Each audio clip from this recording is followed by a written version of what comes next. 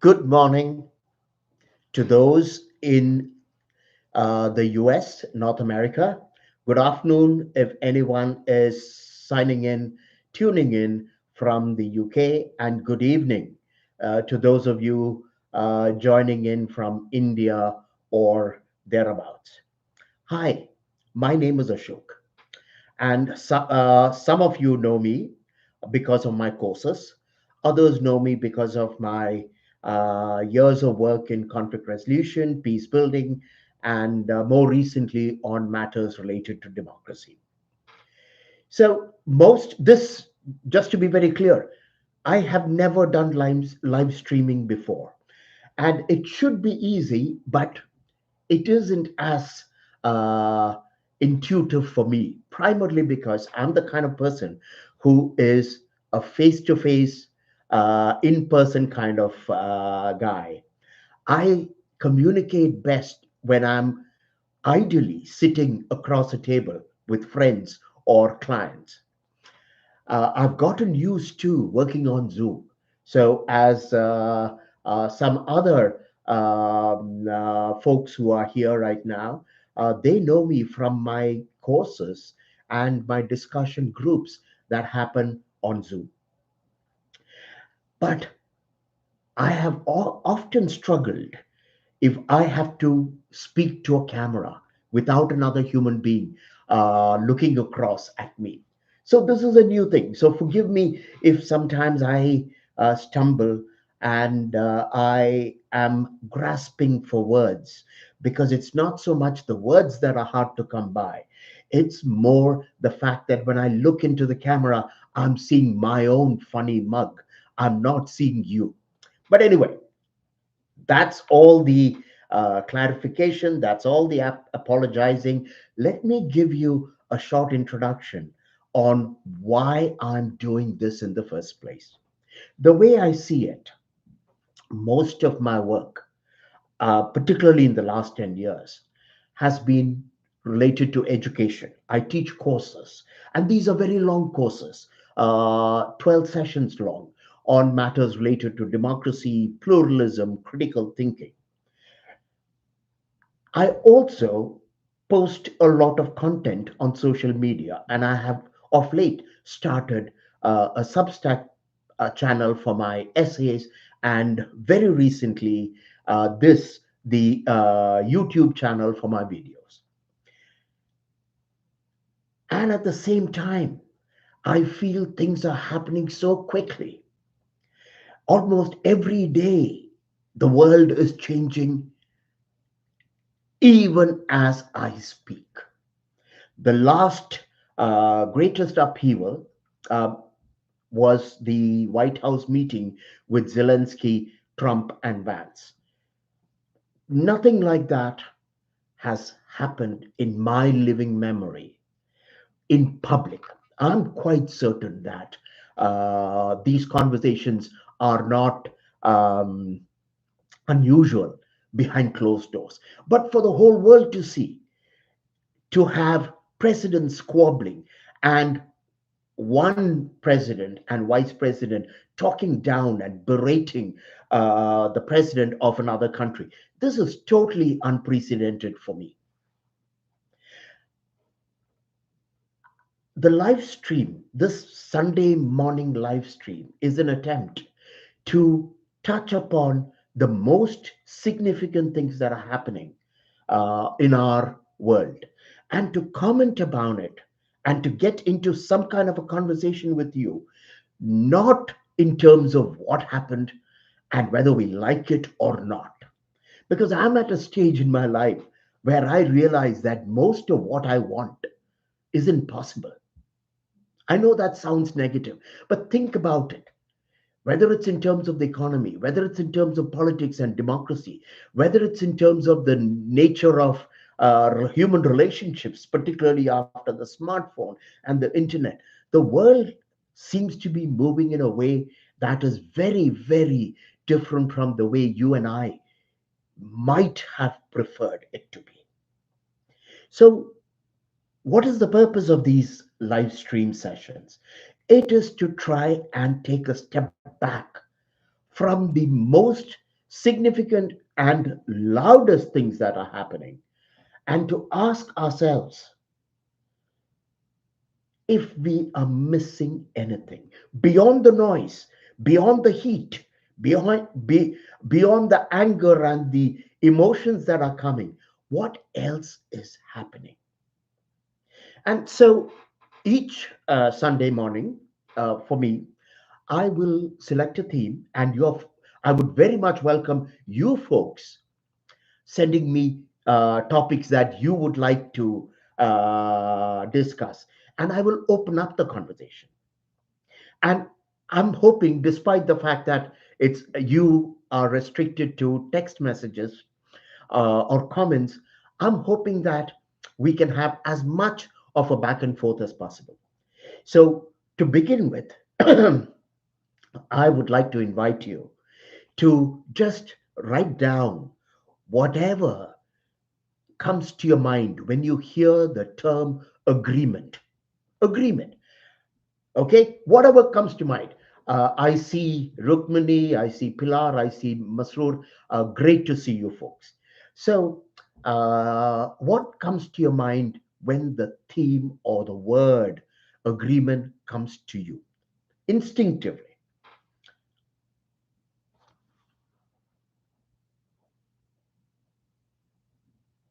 Don't think too hard. Just give me a couple of words that I can work off. The reason why I chose this topic is, and I'll share that with you in a bit. Pilar says, rather not Pilar, Rukmini says, it's a pleasant state of being, though it can be boring if it's there all the time. Wonderful. What a great way of starting. Agreement eh, creates a fuzzy feeling. And why does it create a fuzzy feeling? Because in our interaction with someone, we are constantly on the watch out, on the lookout for whether we have compatibility. Are we okay now? This happens even on the street. You walk on the sidewalk, you cross another person. The immediate subconscious thought that comes to mind is this person going to smile? Is this person going to walk past me? Or worse, is this person in some way going to make me feel awkward or uncomfortable or even threatened? It's normal. We might not consciously think this. So when we encounter people, we immediately try to figure out whether this person is a friend or a foe, whether this person is a completely irrelevant factor in my life, or whether there's the possibility of some kind of engagement. Masroor says agreement is fundamental to all relationships. This is something that we all know when we think in terms, and it starts with a binary.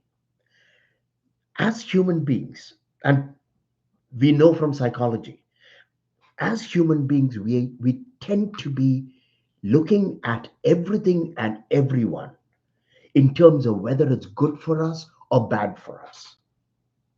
So, for instance, even something as simple as the weather, people look at the weather in terms of whether it works for them. Is it a lovely sunny day? Is it is it going to rain? Is it going to be too cold or too hot? And we look at people the same way. Is this a good person or is this a bad person? Is this person my friend or my enemy? Is this person going to help me or is this person going to stand in my way? Pilar says commitment. Agreeing is the first step towards creating any kind of commitment. Because obviously, what happened between Zelensky and Trump and Vance is that there was no commitment either on material trade or on security guarantees because there was no agreement. Agreement is the basis for anything else. So let's take a closer look at agreement. If agreement is the basis for us to continue a relationship, what do we do when that agreement is in question? I'll give you an example. And the reason I give this example is because it happened just a couple of days ago on social media. Now, I'm not very comfortable with social media, as I'm not comfortable with this format itself. I'm guessing over a few sessions, I'll become more comfortable talking to the camera and not seeing your wonderful faces. But I noticed on social media that even people who agree with me on some things, if I say the slightest thing that veers off from their idea about the topic, they immediately see it as disagreement and as a problem. In other words, I can agree with someone 95% of the time, but if I disagree with someone for that 5% or they disagree with me, it's almost seen as a breach of the relationship. It's almost as though they look at me and say, how could I have agreed with this person for 95% of the time? Because here, this person doesn't agree with me. That means I am mistaken about this person. I'm just curious. Feel free to write down uh, if you have had this kind of an experience or if your experience is different. Masood says depends on what that 5% is. And that's a very interesting statement. You see, here's the thing. I disagree with my wife on maybe 60%, not 5%. But we're together because those 60%, the 65% that we don't agree, are not as significant as the 35 to 40% of the things that we agree upon. So, quantifying this in a manner of speaking is important. But let's come back. Why is disagreement so upsetting? Even disagreeing. Sorry, is why is it disagreeable? What happens to us when someone disagrees with us?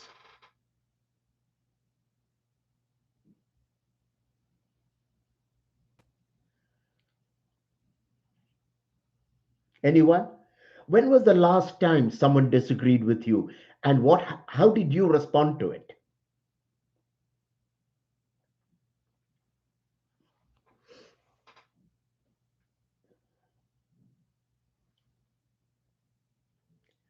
Were you surprised that they disagreed? Did you get a little irritated? Were you upset? So Masroor says, we don't trust, when someone disagrees with us, we don't trust them as much. And we don't feel like trusting either. Uh, Here we have Rukmini saying, if there is an agreement on what one can disagree on, it makes a relationship easier. I suppose. Else, disagreement feels like an experience of denying my identity or security. That's very interesting. Uh, that disagreement can make it feel like I am no longer legitimate or valid. My identity is suddenly in question. That's interesting. And we have Angela who says a compromise can be an agreement. Of course, a compromise is an agreement. We agree to come somewhere in the middle. It just is a decision to move in the same way forward. Okay? A compromise is a way to move in the same way forward. Absolutely, Angela. Justice is when the path forward and the emotions behind the agreement are equal. Okay, you okay? We can sit with that for a moment there. Uh, Let's come back to Rukmini's point about disagreement, challenging our sense of self, our identity. Why does this happen? Why is it so important? Why is it important that you agree with me and that validates me? What happens to me when you agree with me?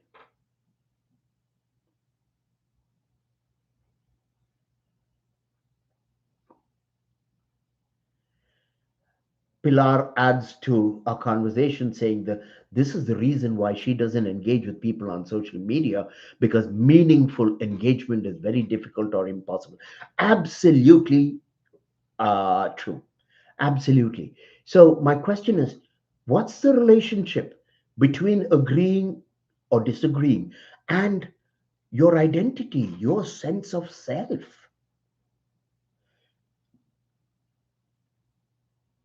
I mean, let's take something very simple. I walk into a room and I say, my God, it's hot.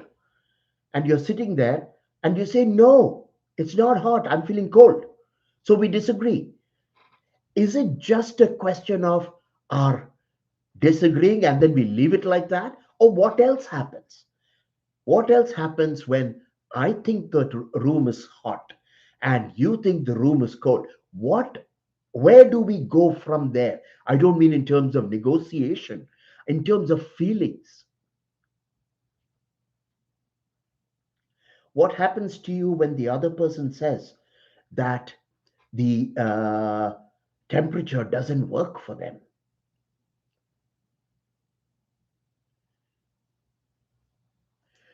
Peter joins us and he says his sense of self feels threatened. He feels threatened. So let's take this little example of the temperature, the temperature of the room. You think it's too hot, the other person thinks it's cool. How does this affect both of them, you and the other person? What happens once you realize that there's a difference in terms of optimal temperature? So Masrur says it depends on the power equation. Okay, so Masrur, can you flesh that out? Let's just say you're the person with less power. How does this affect how you feel and how do you react? Something as simple as the temperature in the room happens to me pretty much every all the time, because I'm the kind of person who prefers to keep the temperature low. I like a cooler room. Rukmini says a lot of relationships are based on the needs of a certain identity. If that is denied or attacked, the relationship comes into question. Very interesting. And can you give an example, Rukmini, or anyone else, of the of a certain identity that feels attacked or denied when there's disagreement? And Peter adds to that, the conversation turns into how our relationship is being threatened rather than that we are struggling over how to define and resolve the problem. Absolutely.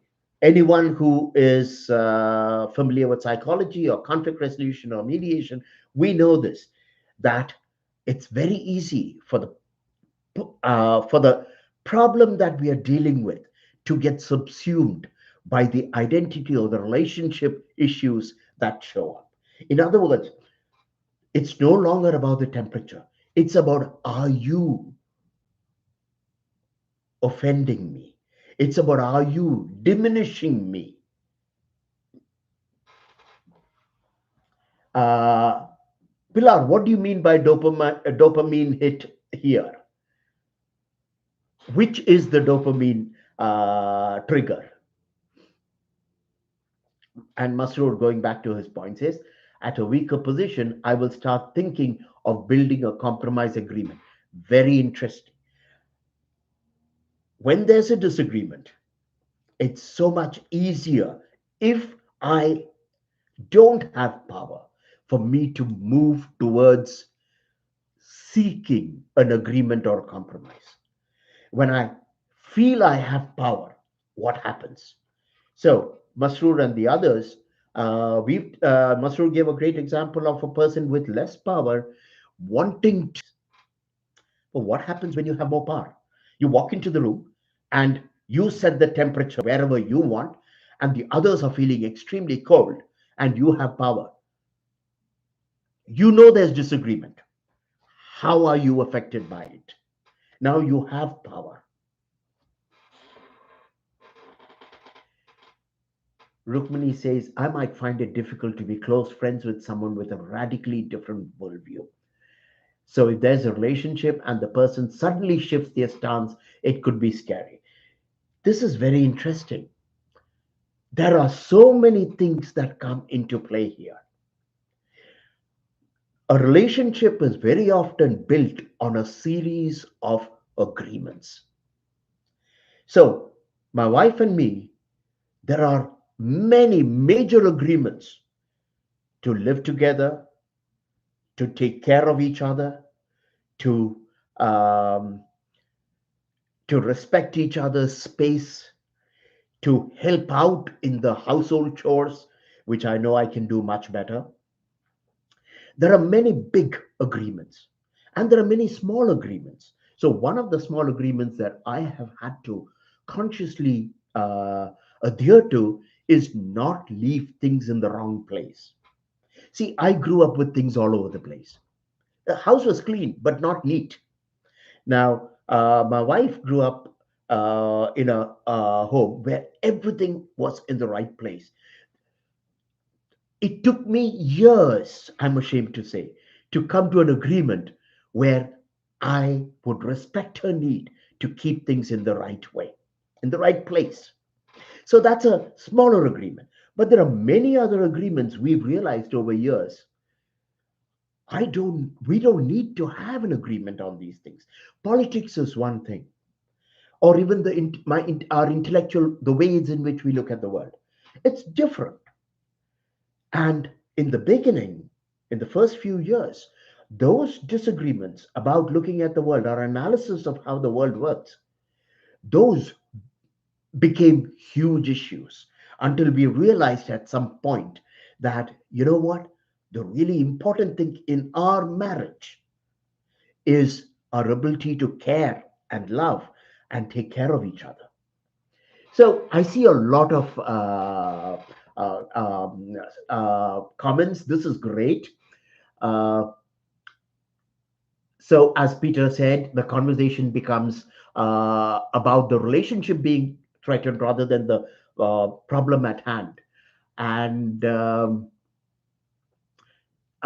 that Peter suggests then, my identity is about me as a helpful, as contributing towards making things easier for us and others, my usefulness in the world. With power, I have to find a way not to misuse it. If I can take advantage of someone, I have an extra burden of questioning how to both express respect and influence the outcome as I would like. So here we have a situation where someone with power in a relationship is particularly conscious about how to use that power so that the other person is not adversely affected. I mean, this is exceptionally mature. Most of us, when we have power, we're not even conscious of it. Um, or we're conscious of it and we work to maximize its effect on the other person. So, what Peter is talking about here is a very mature, wise way of exercising his power. Masroor says, at a stronger position, I'll set it at a cooler temperature and put some blankets out. I love it. So, Masroor is doing two things here. He is not choosing to agree or come to an agreement about the temperature, but he has power. Now, remember what Masroor said earlier, which is very important, that if he didn't have power, he would try to come into a compromising situation. He would try to come to an agreement or compromise to come to an agreement. But when he has power, he does something very interesting. He sets it at the temperature that's comfortable for him. And then he puts out blankets for the other person. This is, thank you for saying that, Masroor, because this is very different, but at the same time, at one level, not so different from Peter's approach. It's similar in that with power, you are also exercising compassion, but you're being very clear about not compromising. That's interesting. And you are setting the temperature at your comfort level. And I have to say, particularly when I was running my organization in India, Metaculture, and we had this thing all the time, even in winter, and Bangalore winters were mild, but even so, most people would be wearing sweaters, and I would be sitting in my half sleeves with the fan on. And it almost became the norm that people would bring sweaters to the office in winter, sorry, even in summer, because I would sit with the fan right on top of me or the air conditioning, and I would have people bring their sweaters or shawls. So we use, uh, but it's interesting when I look back at it, I didn't try to come to an agreement, mainly because it was my office, I had the power, and I felt I needed to be comfortable. So I didn't, um, I was not acting at the most compassionate or generous level.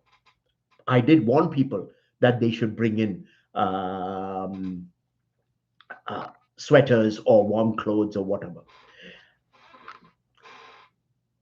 Oh, so Pilar says when someone agrees with her, she gets a dopamine hit. That's that's very interesting. Let's just for a moment, we've touched on a lot of things. Let's focus on what Pilar said. What are the ways in which you feel so good, or rather, why do you feel so good when someone agrees with you? Pilar says a dopamine hit. Something goes off in her head, and there's an enormous sense of warmth and a good feeling. What else happens? I'll focus this question a little. After an argument, the other person agrees with you. What happens to you? You have a debate, you have an argument, you have a conversation. It doesn't have to be heated. You start off at different places, and then you remain here, they agree, come closer and agree with you. What happens to you then?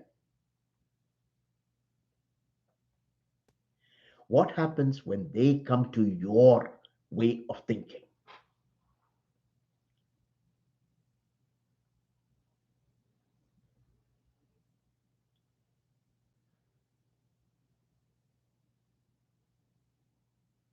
It validates me.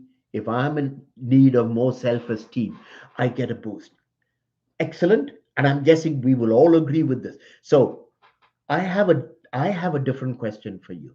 Have you ever been in a situation where you have not you have not been validated by an agreement? Have you ever been in a situation where an agreement made you feel uncomfortable?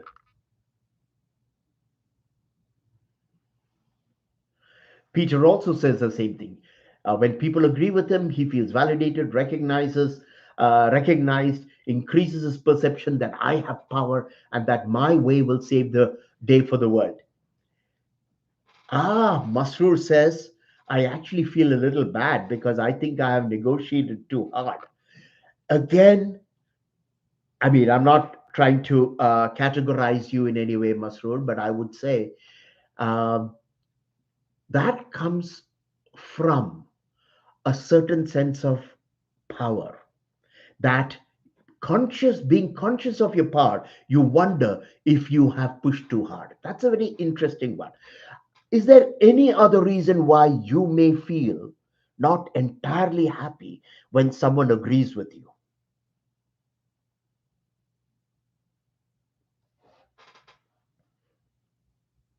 Why else would you feel something's missing if someone agrees with you?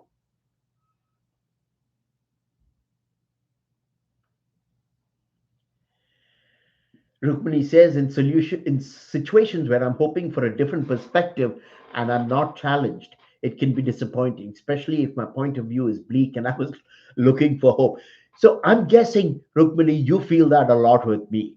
You come to me looking for hope and I add to your bleakness. But that's interesting. You're looking for something else, particularly if your take on the situation is not complete in itself, because you feel, because part of the engagement, the relationship, the conversation is because you genuinely want something different from the other person. That's great. Any other reasons for not being thrilled when you feel, when you hear an agreement? Okay, Peter says again, if the agreement is reached through acquiescence or capitulation, it can be a pyrrhic victory. Okay, so in other words, uh, if so, I'm just putting my own words here, Peter. But if you think the other person is feeling bullied, then the agreement isn't particularly useful for you, right? Uh, Masood says depends on what discussion led to the agreement. If the agreement meant a huge power play, then I might not have a good feeling, uh, even if I'm happy to have an agreement in my choice. So that's an interesting distinction between agreement gets you what you want. I get the temperature exactly at my level, but the other person is feeling crushed or defeated. And then I feel, oh my God, this has affected the relationship. I've ruined this person's mood, even if I have gotten what I wanted. That's, again, what Masroor is doing here, and what Peter is also talking about, is they are talking of having a greater sensitivity to the other person's state of mind, and they are worried that they might have adversely affected them, forcing them to acquiesce. Rukmini says, there's no learning in agreement for the most part. I don't enjoy agreements in learning spaces sometimes. Thank you. This is what I was reaching for. In my courses, very often, not all the time, very often, there are people who will say, oh, I totally agree. And that kills the conversation. An agreement often destroys the possibility of exploration. And in most conversations, most human engagements can be seen as learning conversations. And the problem with a lot of conversations today, particularly on social media, but even amongst friends and allies and peers, is people are so desperately searching for agreement. If you agree, I will. If you agree with me, I will. Um, I will tell you how wonderful you are. I will tell you how much I agree with you, and I'll give you five more reasons for you to agree with me. So it's a back and forth of mutual acknowledgement and validation. And the tragedy is that most people today are happy with that kind of engagement.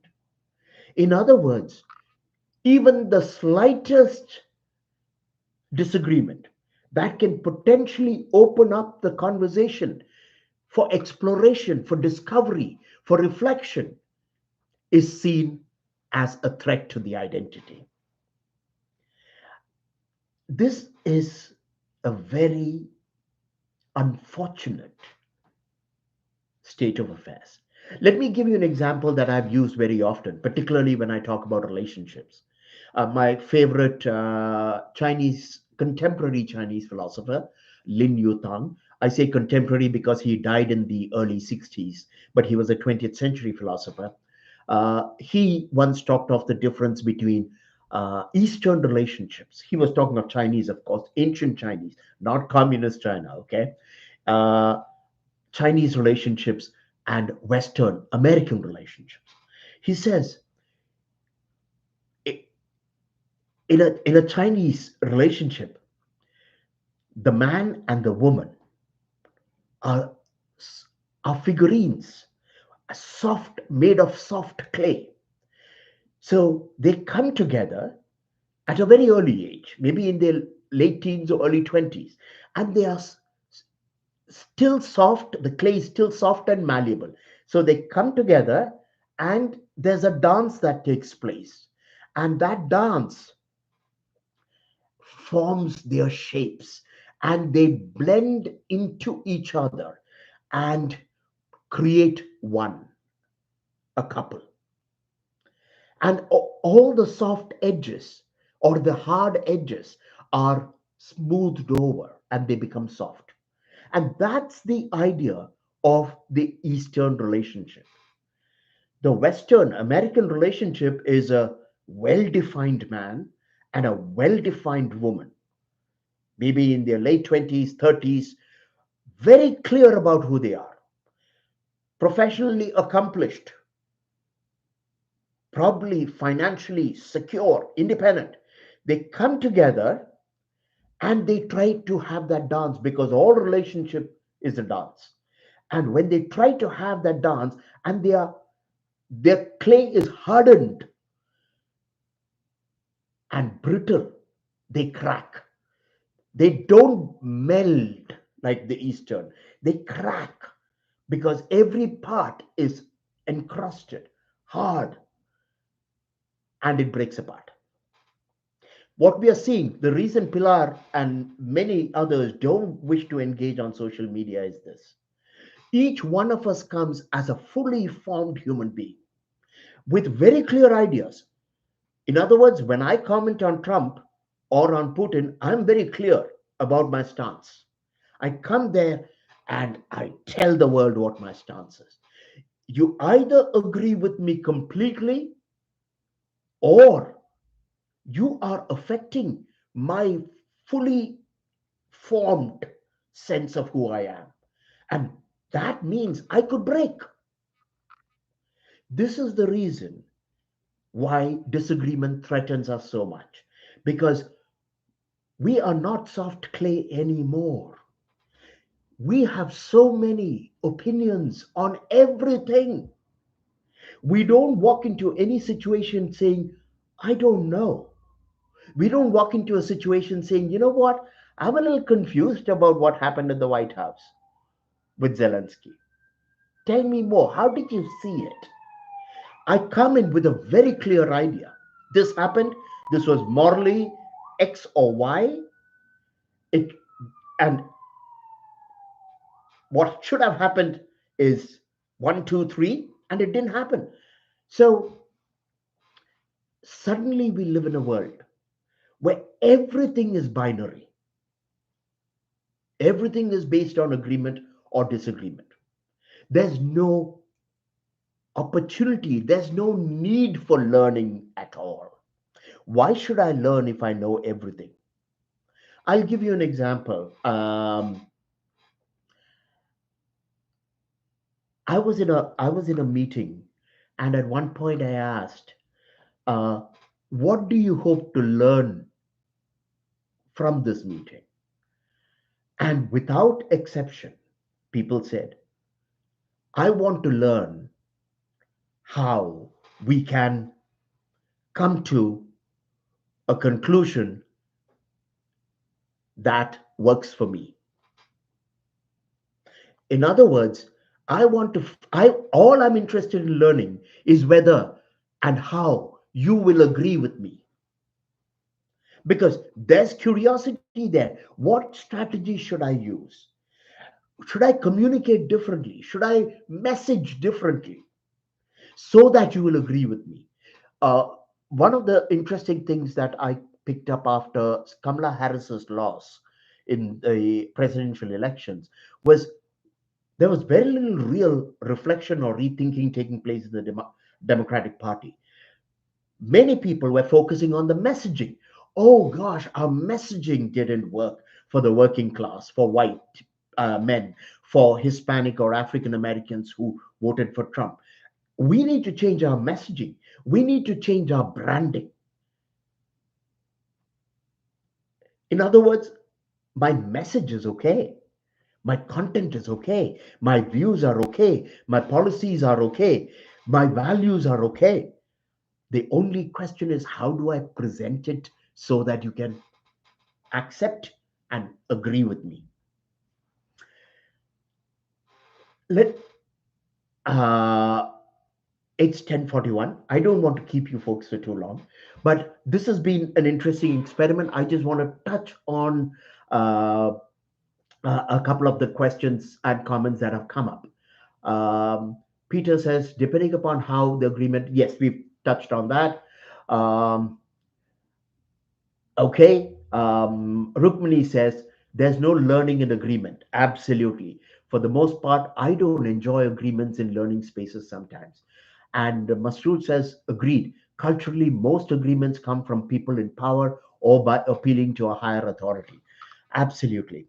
In fact, we've what started off as a conversation on agreement has opened up. And this is, in a way, what I want our Sunday morning sessions to be, or Sunday evening sessions to be. I want us to see the interconnections. What started off as agreement, talking about agreement and disagreement, went into issues of identity, went into issues related to how it, emotions and how it makes us feel. Then it went into relationships, and then it went into power, and then it went into the idea of learning and exploration. Something as simple as agreement or disagreement. Right now, most of the problems of the world seem to be centered on the inability of people, whether they are presidents, whether they are family members, whether they are identity groups. We don't seem to agree on anything. And yet, by focusing purely on agreement, we are missing out on so much. When I look at not just social media, when I look at New York Times, when I look at The Guardian, when I look at all the newspapers and shows that I watch, everything is centered on very clear stances that are begging for agreement. Disagreement is seen as not just uncomfortable, which is completely understandable, but disagreement is also seen as you are offending who I am. Your disagreement shows that you don't respect me. Because if you did, you would agree with the way I look at the world. Rukmini says, perhaps the capacity we need to build most in the world today is the ability to gracefully disagree as we may coexist. This reminds me of one line of a song from when I was in college, my little group. One of our favorite musicians was a Texan guy called Sean Phillips. That's Shawn. And in one of his songs, I'll try to find it and mail it out, the YouTube video, if I can find it. He says, the art is gone of kind exception. This is what Rukmini is talking about, graceful disagreement. Historically, the difference between a barbarian and a civilized person has been the ability to disagree gracefully. because a barbarian is like a 3-year old with a tantrum, very clear about what it wants and determined to get it and determined to do whatever necessary to get what they want. All disagreement is an insult and is a threat. It's not just that the disagreement has to be removed, the person who disagrees has to be destroyed. That's barbaric. Civilization, with its protocols, with its norms, with its very often stilted ways of talking. You see, when we look at the Victorians or the courts of the French kings or the English monarchs, we mock them for their extremely stilted ways in which they communicate, the very formal ways in which they engage with each other. We are casual people. We are informal people. We are hail fellow, well met. Hey, how are you? I can take off my shoes and put my feet up on the couch when I'm talking to you. But and I want to leave you all with this thought. This is true even in, for instance, the Chinese courts, the Indian, the Mughals, the highest example of human civilization, always set out very clear norms, not just laws, norms for social conduct.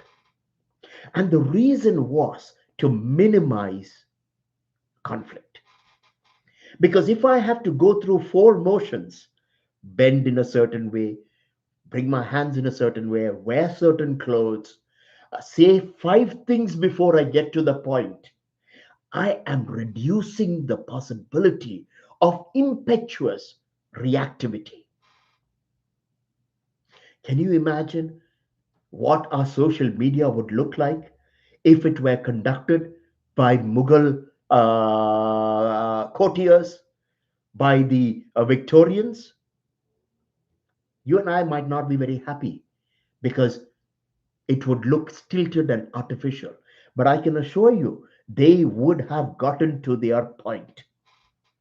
And diplomacy, the art of diplomacy, which we didn't see in the White House with the Zelensky meeting, the art of diplomacy is the art of very clear, formalized ways of engaging with the other in order to eventually get to the point, eventually get to the compromises necessary and the agreement that would allow for life to continue. Thank you. Thank you so much. You're all people I know. And thank you for coming, because your coming here today has been an enormous support for me, because I'm doing this for the first time. And I've already told you my reservations, my hesitations about speaking to a camera. But just the fact that I know you're there and you're commenting, it has given me the confidence and created comfort in my engaging with you here. Thank you so much. I would really appreciate it if you can make this a Sunday habit. And I would also appreciate it if you can actually tell your friends and peers it's free. I don't intend to charge for these at all.